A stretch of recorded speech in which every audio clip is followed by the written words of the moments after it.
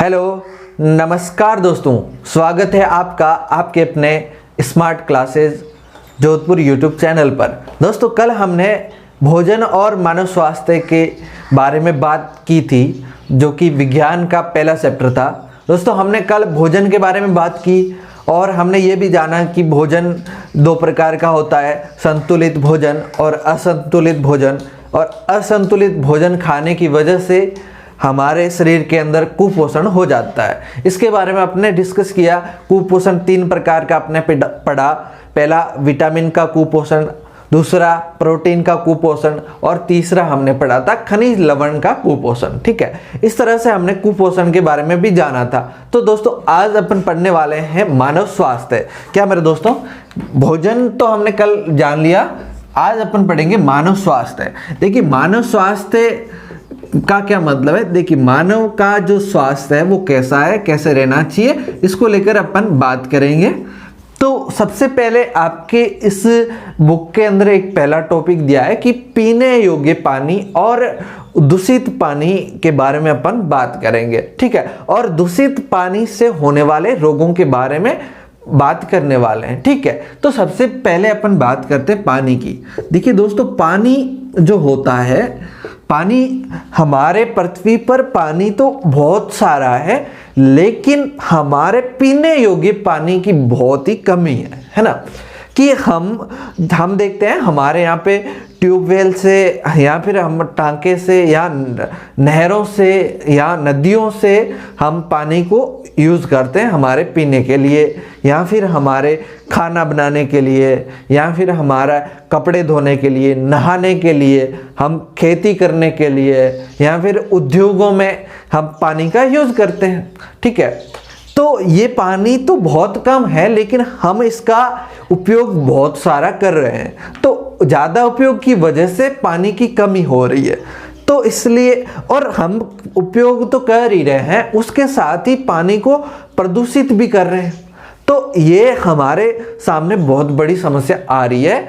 तो ये अपन समझें कि पानी हमारा जीवन है। कि कहते हैं ना कि जल ही जीवन है, तो पानी हमारा जीवन है और जल के बिना, पानी के बिना जीवन की अपन कल्पना भी नहीं कर सकते। ठीक है, तो दोस्तों अपन एक बात और हमको जान लेनी चाहिए कि पानी एक ऐसा पदार्थ है जो ठोस, द्रव और गैस तीनों अवस्थाओं में पाया जाता है कि नहीं। जैसे ठोस में कौन होता है, बर्फ होता है, वो ठोस अवस्था में मिलेगा आपको। द्रव में जो अपन पानी पीते हैं लिक्विड अवस्था में ये मिलेगा, और गैस में जल वाष्प। तो ये पानी ऐसा पदार्थ है जो तीनों अवस्थाओं में पाया जाता है। ठीक है ना, तो ये तो थी पानी के बारे में इंपॉर्टेंट बातें। अब अपन जानेंगे कि जो पानी होता है, पीने योग्य पानी, उसके क्या गुण होने चाहिए, कैसा पानी होना चाहिए। ठीक है, तो अपन बात जानेंगे पीने योग्य पानी के गुण। क्या दोस्तों, पीने योग्य पानी के गुण। देखिए पीने योग्य पानी के क्या गुण होने चाहिए। सबसे पहली बात तो यह है कि जो पानी अपन पी रहे हैं उसमें किसी प्रकार की वनस्पति वगैरह नहीं होनी चाहिए, एकदम स्वच्छ पानी होना चाहिए। दूसरी बात, उसमें छोटे छोटे जो अपनी आंखों से दिखने वाले जीव होते हैं अलग अलग प्रकार के, वो नहीं होने चाहिए। ठीक है, पहली बात तो ये 2 इंपॉर्टेंट बातें हैं। उसके बाद हमारा पानी होता है, पानी की पीएच होती है वो संतुलित होनी चाहिए। पानी की पीएच होती है वो संतुलित होनी चाहिए। ठीक है, न ज़्यादा होनी चाहिए और न ही कम होनी चाहिए। और उसके अलावा हमें ये भी देखना है कि हमारे पानी के अंदर ऑक्सीजन पर्याप्त मात्रा में होनी चाहिए। पानी के अंदर ऑक्सीजन है वो पर्याप्त मात्रा में होनी चाहिए कि नहीं होनी चाहिए। तो ये तो है हमारे पीने योग्य पानी के गुण। अगर अपन बात करें कि पानी है वो हमारे लिए क्यों इम्पोर्टेंट है, तो क्यों इम्पोर्टेंट है इसका कारण देखिए, पानी होता है वो हमारे शरीर का भोजन का एक हिस्सा होता है। आपने कल पढ़ा कार्बोहाइड्रेट पढ़ा, प्रोटीन पढ़ा, विटामिन पड़ा, वसा पड़ी, खनिज लवण पड़े और जल पड़ा। तो जो जल है वो हमारे भोजन का एक अहम हिस्सा होता है। ठीक है, अगर अपन बात करें ये जल है, ये हमारे शरीर में क्या क्या काम करता है। देखिए, ये हमारे शरीर में उपापचय क्रियाओं में सहायक है, उपापचयी क्रियाओं में सहायक है, उपापचयी क्रियाओं में ये सहायक होता है। अगर और इसकी बात करें तो ये और किस में सहायक होता है। देखिए, पानी के अंदर एक पर्याप्त मात्रा में फाइबर पाया जाता है। क्या होता है? पानी के अंदर पर्याप्त मात्रा में फाइबर पाया जाता है। क्या फाइबर का मतलब होता है? रेशे। फाइबर पाया जाता है, फाइबर यानी कि रेशे, पर्याप्त मात्रा में रेशे पाए जाते हैं जो आपके प्रतिरक्षा तंत्र को मजबूत बनाते हैं, जो आपके प्रतिरक्षा तंत्र को मजबूत बनाते हैं। इससे आपकी रोग प्रतिरोधक क्षमता बढ़ती है। नेक्स्ट बात, देखिए, पानी होता है वो, जैसे हम ज्यादा पानी पिएंगे तो हमारे शरीर के अंदर जो अपशिष्ट पदार्थ होते हैं वो पानी के साथ बाहर निकल जाएंगे, है ना।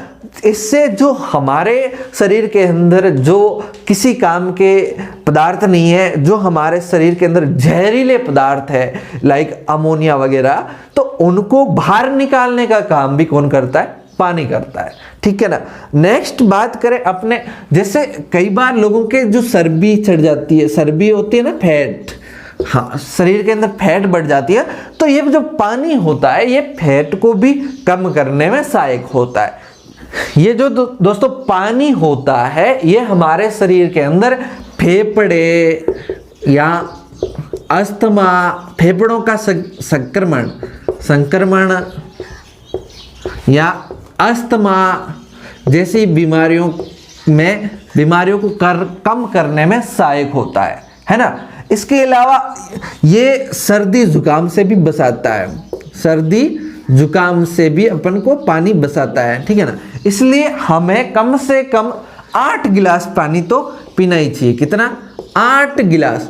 अगर हम ज़्यादा हार्ड वर्क कर रहे हैं, ज़्यादा परिश्रम कर रहे हैं, तो हमको कम से कम 8 से 10 गिलास पानी पीना चाहिए। ठीक है ना। चलिए, ये तो थी हमारे पीने योग्य पानी की बातें। अब अपन बात करने वाले हैं जो हमारा पानी है, दूषित पानी पिए और उससे क्या क्या रोग हो सकते हैं, क्या क्या नुकसान है। देखिए, पानी होता है, पानी के अंदर कई तरह के सूक्ष्म जीव पाए जाते हैं। कुछ सूक्ष्म जीव होते हैं वो हमारे बॉडी के लिए लाभदायक होते हैं, तो कुछ हानिकारक भी होते हैं। ठीक है ना। तो जब हमारे शरीर के अंदर हानिकारक सूक्ष्म जीव एंटर करते हैं तो वो कई तरह की बीमारियां पैदा कर देते हैं। ठीक है ना। जैसे कुछ सूक्ष्म जीव, जैसे आपके चले वायरस है, यानी कि विषाणु है ना, जीवाणु है कि नहीं है, या फिर अपन बात करें प्रोटोजोआ है, या फिर अपन बात करें कृमि है, कृमि होते हैं, ये हमारे पानी के अंदर पाए जाते हैं। ठीक है, ये हमारे पानी के अंदर पाए जाते हैं और जब ये पानी के साथ हमारे शरीर के अंदर प्रवेश करते हैं तो ये बहुत तरह की बीमारियां पैदा करते हैं। जैसे कि आप देखते हैं कि हैजा है, क्या हैजा है, या फिर पैसिस है।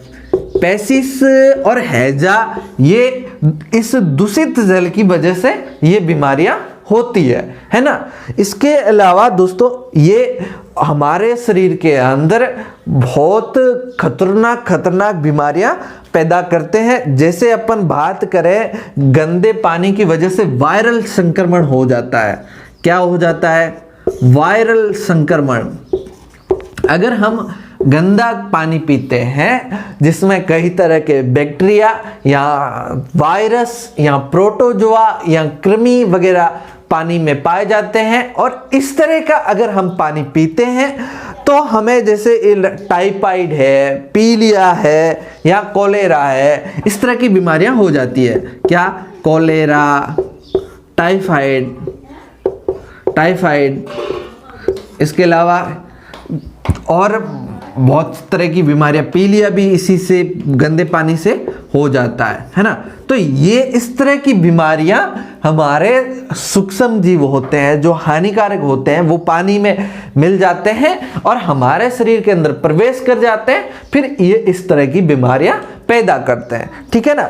इसके अलावा अपन बात करें कि हमारे राजस्थान के अंदर आज से लगभग 20 साल पहले बाला नाम का रोग हुआ करता था। कौन सा? बाला या फिर इसको नारू रोग भी कहते थे। बाला या नारू रोग हुआ करता था। ये भी गंदे पानी की वजह से होता था, क्योंकि आजकल तो बहुत तरह की तकनीकियां आ गई है जिससे हम पानी को साफ करके पी सकते हैं, लेकिन पुराने जमाने के अंदर हम जो लोग होते थे वो ऐसे नदियों का या तालाबों का पानी पीते थे, और तालाबों का पानी कई बार उसके अंदर पशु भी पीते थे, मल मूत्र भी करते थे, तो वो पानी गंदा हो जाता था और जिससे ये बाला नारू नाम का रोग होता था। और ये रोग हमारे राजस्थान के अंदर इतना भयंकर रूप से फैला था, फिर इसको मिटाने के लिए एक बाला उन्मूलन कार्यक्रम चलाया गया, जिसकी वजह से ये 2000 के बाद, सन 2000 के बाद ये रोग किसी के अंदर देखा नहीं गया है। दोस्तों, ये जो रोग होता था वो होता था ड्रैगन कुलस मैंडिनेसिस। दोस्तों, ये जो होती थी मादा, ये क्या करती थी? पानी के अंदर अंडे देती थी। किसमें? पानी के अंदर क्या देती थी? अंडे। पानी में अंडे देती थी। जैसे हमारा पीने का पानी पड़ा है, तो ये ड्रैगन कुलस मैंडिनेसिस नाम का एक मादा हुआ करती थी। ये क्या करती? पानी के अंदर अंडे देती, और पानी के अंदर अंडे देती तो इस पानी को अपन पी जाते थे, और इस अंडों की वजह से ये बाला या नारू रोग होता था, है ना। तो इसके बाद इसको नारू उन्मूलन कार्यक्रम लगाए और उसके बाद ये पूरी तरह से मिट गया, और 2000 के बाद इसके एक भी पेशेंट देखने को नहीं मिले। ठीक है ना। इसलिए दोस्तों, ये अगर हम दूषित पानी पीते हैं तो कई तरह की बीमारियां होती है, इसलिए हमें हमेशा स्वस्थ पानी पीना चाहिए। हमें पानी को सान कर पीना चाहिए। आजकल तो कई तरह की तकनीकी है जिसकी वजह से अपन पानी को साफ करके पी सकते हैं।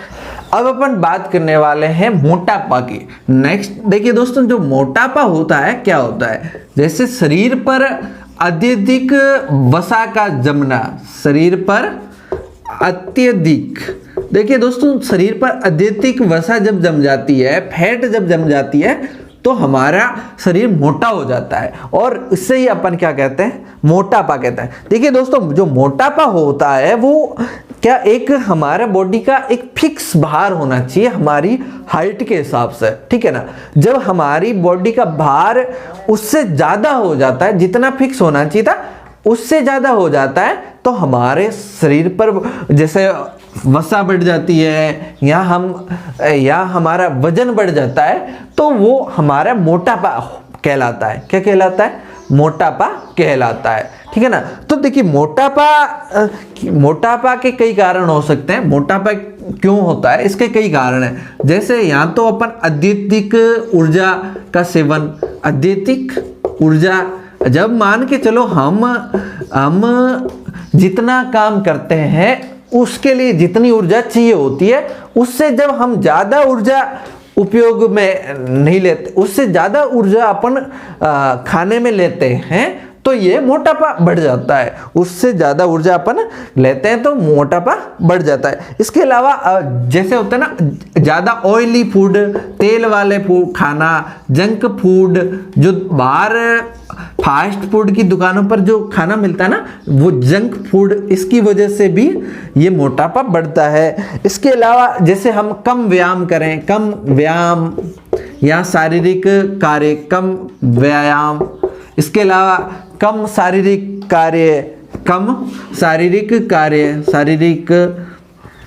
अगर शारीरिक कार्य अपन कम करें, शारीरिक कार्य कम करें, ठीक है ना, इस तरह से ये हमारा जीवन का जो हमारा डेली लाइफ का है वो रूटीन अगर अस्त व्यस्त हो जाए तो इससे हमारे शरीर पर फैट बढ़ जाती है और फैट बढ़ने की वजह से मोटापा आ जाता है, ठीक है ना। अब मोटापा आ जाता है तो इसके बहुत सारे होते हैं नुकसान। तो नुकसान क्या है इसके बारे में भी अपन बात करते हैं। देखिए, मोटापा आने की वजह से नुकसान, पहला नुकसान तो यही है कि जो हमारी संभावित आयु होती है, आयु को घटा देता है ना। कि जैसे कोई व्यक्ति अगर 100 साल जीने वाला होता है और मोटापा आ जाता है तो वो आयु 100 साल से घट जाती है, वो आयु 100 साल से घट जाती है। इसके अलावा और कई बीमारियां होती है, जैसे हृदय के रोग बढ़ जाते हैं, हृदय के रोग बढ़ जाते हैं। इसके अलावा मधुमेह, डायबिटीज होता है, उसकी भी संभावना रहती है। किसके? हृदय के अंदर जो बहुत सारी बीमारियां होती है वो, उसके अलावा मधुमेह, और उसके अलावा निद्राकालीन समस्या हो जाती है। नींद जैसे खराटे टाइप होते हैं ना, वो निद्राकालीन समस्याएं हो जाती है ना। तो नेक्स्ट अपन बात करते हैं रक्तचाप की। देखिए, रक्तचाप क्या होता है? ब्लड प्रेशर, है ना, कि अपन बात करते हैं बीपी यानी ब्लड प्रेशर की। देखिए क्या होता है रक्तचाप, इसको समझते हैं। जो ब्लड होता है वो रक्त वाहिनियों में बहता है, रक्त वाहिनियों में बहता है। तो रक्त वाहिनियों में बहते हुए ब्लड यानी कि रक्त द्वारा वाहिनियों पर डाला गया दबाव। आई बात समझ में? कि जो ब्लड होता है वो रक्त वाहिनियों में बहता है, तो रक्त वाहिनियों में बहता है, और बहते रक्त के द्वारा ब्लड के द्वारा उन वाहिनियों पर डाला गया दबाव ही क्या कहलाता है? रक्तचाप या ब्लड प्रेशर। जैसे मान के चलिए, देखिए एक चीज हमेशा ध्यान रखें, ये जो दबाव हमेशा कहाँ बनेगा? जैसे ये हमारा होता है हृदय, ये होता है हृदय, ठीक है ना। इस हृदय से जैसे ही यहाँ से ब्लड निकलता है तो ये धमनी में जाता है। किस में जाता है? धमनी में। शुद्ध रक्त हमेशा धमनी में जाता है। धमनी में कैसा जाता है? शुद्ध रक्त। और अशुद्ध रक्त होता है वो शिराओं से जाता है, ठीक है ना। अब ये रक्त जा रहा है, इस धमनी में जा रहा है, तो ये क्या करेगा? एक जहां कहाँ रहा है इस बात का भी ध्यान रखें, अंगों में। हाँ, अंगों में या यूं कहें कोशिकाओं में। तो ये जब कोशिकाओं में रक्त जा रहा होता है हृदय से, तो ये क्या करता है? इधर इधर दबाव डालता है। क्या करता है? दबाव डालता है। तो ये दबाव है, ये प्रेशर है, यही क्या है? रक्तचाप है। यही क्या है? रक्तचाप है। आई बात समझ में कि जब रक्त हृदय से कोशिकाओं तक जा रहा होता है तो रक्त धमनी में दबाव डालता है, प्रेशर डालता है, उसी को अपन क्या कहते हैं? रक्तचाप कहते हैं, या यूं कहें उसी को अपन कहते हैं ब्लड प्रेशर कहते हैं। आई बात समझ? अगर नेक्स्ट बात अपन करें, देखिए एक बात हमेशा ध्यान रखें, ये कि जो धमनियां होती है उसमें शुद्ध रक्त जाता है, और जो शुद्ध रक्त होता है उसी का अपन प्रेशर मापते हैं ना, उसी को हम ब्लड प्रेशर में शामिल करते हैं ना। अगर मान के चले जो शिराएं होती है, शिराओं में जो ब्लड आता है उसका ब्लड प्रेशर अपन नहीं देखते, ठीक है ना। तो जो हमारा ब्लड है वो दो तरह का दबाव डालता है। कितने तरह का? दो तरह का दबाव डालता है। एक तो सिस्टोलिक, कैसा? सिस्टोलिक, और एक डायसिस्टोलिक। देखिए ये दो तरह का दबाव है, इसको समझिए। ये दो तरह का दबाव अलग अलग किस तरह का है? तो देखिए पहला होता है सिस्टोलिक। तो सिस्टोलिक क्या होता है? जैसे ये ब्लड यहाँ से स्टार्ट होता है, क्योंकि ये कपाट होते हैं, यहाँ पे ये कपाट हमेशा बंद होते हैं, लेकिन यहाँ से ब्लड यहाँ भर जाता है, और ब्लड जैसे ही यहाँ से भर जाता है तो यहाँ का कपाट खोला जाता है, और खोलते हैं तो हृदय होता है हृदय ऐसे संकुचित होता है, संकुचित होता है तो यहाँ से ब्लड यहाँ से यूं जाता है तेजी के साथ, यहाँ से ब्लड तेजी के साथ जाता है, तो इस तेजी के साथ यहाँ से निकलता है ब्लड, तब यहाँ पे जो रक्त प्रेशर डालता है, दबाव डालता है, उसको तो अपन कहते हैं सिस्टोलिक। क्या कहते हैं? सिस्टोलिक।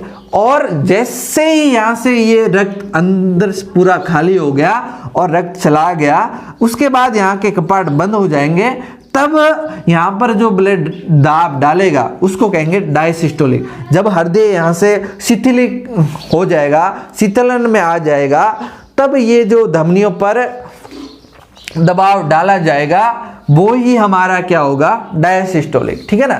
तो जो हमारा डायसिस्टोलिक और सिस्टोलिक दबाव है ये तो समझ में आ गया होगा।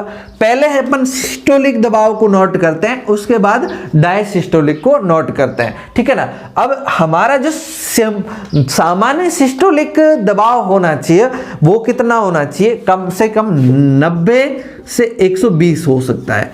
और जो डायसिस्टोलिक होता है वो कितना होना चाहिए?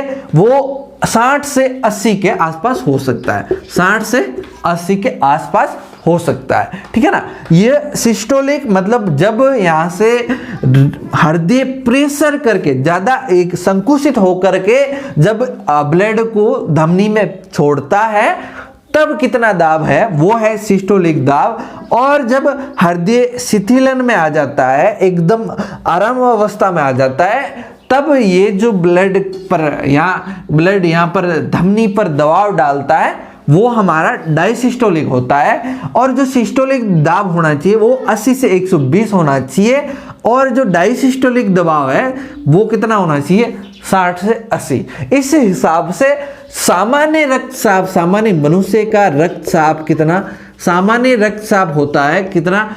120 से 80। ठीक है ना। कितना? 120 से 80 mmHg, ये इसका पैमाना है। ठीक है ना। तो कितना होना चाहिए? 120 से 80, है ना। एक बात का ध्यान रखें, हमेशा पहले सिस्टोलिक दाब लिखते हैं, उसके बाद डायसिस्टोलिक लिखते हैं। इसलिए 120 से 80 लिखेंगे, न कि 80 से 120। इस बात का भी हमेशा आपको ध्यान रखना चाहिए। तो बात समझ में आई कि जो रक्तचाप क्या होता है कि जो हमारी रक्त वाहिनियों में ब्लड के द्वारा जो दबाव डाला जाता है वही रक्तचाप होता है। और ये दो टाइप का, सिस्टोलिक और डायसिस्टोलिक। ठीक है ना। इसको अपन ने बात कर ली। अगर अपन बात करें इसको नापते किसमें, तो इसको नापने के लिए होता है चाप मापी। क्या? रक्तचाप मापी। आई बात समझ में? रक्त चाप मापी, इसको मापने का यंत्र होता है। उसके द्वारा जो डॉक्टर होता है ना, जो डॉक्टर होता है वो क्या करता है, यहाँ पर आपके एक पट्टी बांधता है और एक हवा भरता है इस तरह से, और फिर वो अंदर कुछ देखता है, उस हिसाब से वो यंत्र होता है, वही होता है रक्त चाप मापी, है ना। इसको इंग्लिश में कहते हैं स्पाइग्नोमेनोमीटर, है ना। तो ये होता है स्पाइग्नोमेनोमीटर, जो डॉक्टर हमेशा अपने पास में ही रखता है। उससे आपका बीपी चेक करता है, भाई कितना है, ज़्यादा है कि कम है। ठीक है ना। तो ये होता है आपका रक्तचाप मापी। ठीक है। इसके अलावा दोस्तों अपन बात करें, सबसे पहले जो ब्लड मापा था या रक्तचाप मापा था या फिर ब्लड प्रेशर मापा था, वो मापा गया था 1733 के अंदर। और ये घोड़ों के अंदर मापा था, है ना। घोड़ों का ब्लड प्रेशर मापा था और ये मापा था स्टीफन हेल्स ने। किसने? Stephen Hales. इसने मापा कब? 1733 के अंदर। और मापा किसमें? घोड़ों के अंदर, घोड़े के अंदर, है ना। क्योंकि आपको पता ही है कि कोई भी टेस्ट होता है सबसे पहले जानवरों पर किया जाता है, मानव पर सीधा किया नहीं जाता। तो ये 1733 के अंदर स्टीफन हेल्स ने ये सबसे पहले घोड़ों पर मापा। ठीक है। अगर अपन बात करें स्टीफन, है ना, स्टीफन हेल्स ने मापा था। और अगर बात करें इसको परिभाषित किया किसने, तो ये किया 1983 के अंदर। कब इस ब्लड प्रेशर को परिभाषित कब किया, 1983 के अंदर। और ये किसने किया, कापलन ने किया, कापलन ने किया। ठीक है ना, आई बात समझ में। तो ये तो था रक्तचाप के बारे में। अब अपन बात करते हैं, देखिए बीपी होता है कभी लो और कभी हाई, है ना, कि उच्च रक्तचाप और निम्न रक्तचाप। देखिए उच्च का क्या मतलब है कि या तो हमारे ब्लड प्रेशर में आ जाए कमी, क्या आ जाए, कमी, या फिर ब्लड प्रेशर बढ़ जाए तो हो जाएगा उच्च रक्तचाप, और कम हो जाएगा तो निम्न रक्तचाप, यानी कि लो बीपी और हाई बीपी। अब नेक्स्ट अपन बात करते हैं निम्न रक्तचाप की। किसकी, निम्न रक्तचाप, मतलब कि लो बीपी। देखिए लो बीपी क्या होता है, जब हमारे शरीर के अंदर खून की इतनी मात्रा नहीं जा पाती है जितना खून जाना चाहिए होता है। क्योंकि जैसे प्रेशर कम होगा तो खून कम जाएगा, तो खून का प्रवाह क्या हो जाता है, खून का प्रवाह कम हो जाएगा। उसको ही अपन क्या कहते हैं, निम्न रक्तचाप, खून का प्रवाह कम। क्यों, क्योंकि जैसे प्रेशर नहीं होगा तो खून आगे जाएगा ही नहीं, तो खून का प्रवाह कम हो जाएगा, तो इसे अपन क्या कहेंगे, निम्न रक्तचाप, लो बीपी। आई बात समझ में। और अगर अपन बात करें, इससे क्या होता है कि हमारा शरीर के अंदर जल्दी से लक्षण दिखना शुरू हो जाते हैं। और सबसे इंपॉर्टेंट बात ये होती है, जब बीपी लो होती है या फिर यूं कहें कि निम्न रक्तचाप होता है, तो हमारे जो इंपॉर्टेंट अंग होते हैं जैसे मस्तिष्क है, हृदय है, किडनी है, इनको खून नहीं मिल पाता है। हृदय या मस्तिष्क या फिर किडनी है ना, तो इनको खून, इनके पास खून नहीं जा पाएगा, और खून नहीं जाएगा तो इनको पर्याप्त मात्रा में ऑक्सीजन नहीं मिलेगी, पोषण नहीं मिलेगा, और ये पोषण और ऑक्सीजन नहीं मिलेगी तो ये काम नहीं कर पाएंगे, और काम नहीं करेंगे, इसके अलावा ये क्षतिग्रस्त हो जाएंगे, है ना। तो ये सबसे बड़ा नुकसान हो जाता है। इसलिए ये जो निम्न ब्लड प्रेशर होता है या फिर यूं कहें लो ब्लड प्रेशर होता है, ये हमारे शरीर के अंदर जो खून के प्रवाह को कम कर देता है, और खून के प्रवाह के कम होने से ये जो हमारे इंपॉर्टेंट अंग होते हैं जिनको एनी टाइम काम करना पड़ता है, वो काम नहीं कर पाते हैं। ठीक है ना, तो ये होता है हमारा निम्न रक्तचाप। अगर अपन बात करें उच्च रक्तचाप की, उच्च रक्तचाप का क्या मतलब होता है, उच्च रक्तचाप, उच्च रक्तचाप जो होता है दोस्तों, इसको कहते हैं हाई बीपी। क्या कहते हैं, हाई बीपी, और ये होता है लो बीपी, है ना। अब बात करते हैं अपन उच्च रक्तचाप की। देखिए उच्च रक्तचाप क्या होता है, उच्च रक्तचाप में हमारे जो शरीर के अंदर जो खून बह रहा होता है, जो धमनियों के अंदर खून बह रहा होता है, उसमें दाब बढ़ जाता है, अत्यधिक दाब बढ़ जाता है, जिससे ये हो जाता है बीपी हाई हो जाती है। जिससे क्या हो जाता है, बीपी हाई हो जाती है। देखिए इसके कारण है क्या है, जैसे कई बार होता है तनाव है, गुस्सा, क्रोध है, इससे ये बीपी हाई हो सकती है।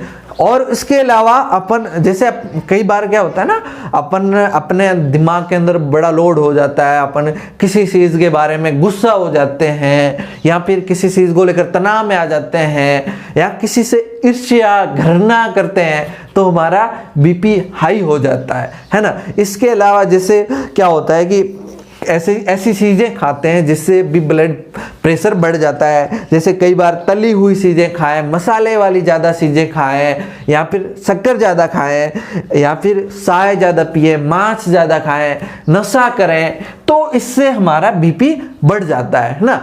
तो ये बीपी बढ़ता है तो ये भी बहुत नुकसानदायक होता है, बहुत नुकसानदायक होता है, और इसका इलाज हमें समय पर करवाना पड़ता है। ठीक है। और देखिए दोस्तों, अगर बीपी बढ़ रहा है तो इसके कुछ उपाय हैं। जैसे सबसे मुख्य उपाय ये है कि जिसकी वजह से बीपी बढ़ रहा है, इनके बारे में ना सोचें। जैसे हमारा तनाव है तो तनाव को कम किया जाए, गुस्सा है उसको कम किया जाए, है कि नहीं है। या फिर जो हम मांस खा रहे हैं, जो हम तली हुई चीजें खा रहे हैं, उनको कम किया जाए। उसके अलावा इम्पोर्टेंट जो कैल्शियम होता है, कैल्शियम खाया जाए, कैल्शियम लिया जाए। कैल्शियम किस में होता है? दूध के अंदर होता है। इसके अलावा मैग्नीशियम युक्त भोजन किया जाए, मैग्नीशियम युक्त भोजन किया जाए। ये होते हैं, ये हमारे क्या करते हैं, इस ब्लड प्रेशर को मेंटेन करते हैं। क्या करते हैं? हमारे ब्लड प्रेशर को मेंटेन करते हैं। तो ये बात समझ आई कि जिसकी वजह से बीपी बढ़ रहा है, उनको अगर हम यूज नहीं करेंगे, कम खाएंगे, तो हमारा बीपी मेंटेन हो जाएगा। इसके अलावा क्या होता है कि जब हम कोई काम नहीं करते, हम शारीरिक क्रियाएं नहीं करते, तो बीपी बढ़ जाता है। इसलिए तो हमें कम से कम आधा घंटा दिन में वर्कआउट करनी ही चाहिए।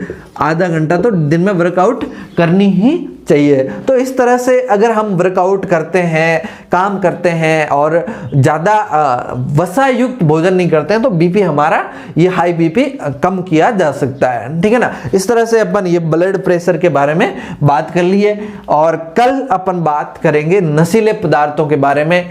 और आज इतना ही। थैंक यू सो मच, आप हमसे जुड़े इसके लिए आपका बहुत बहुत शुक्रिया। आपका प्यार और स्नेह बहुत शानदार मिला है। पिछले हमारे वीडियो में बहुत अच्छा रिस्पांस मिला आपका, तो उम्मीद करता हूं कि अभी और भविष्य में भी बहुत बेहतरीन रिस्पांस मिले। और अगर आप चैनल पर नए हैं तो चैनल को सब्सक्राइब करें, अपने दोस्तों के साथ शेयर जरूर करें। Thank you.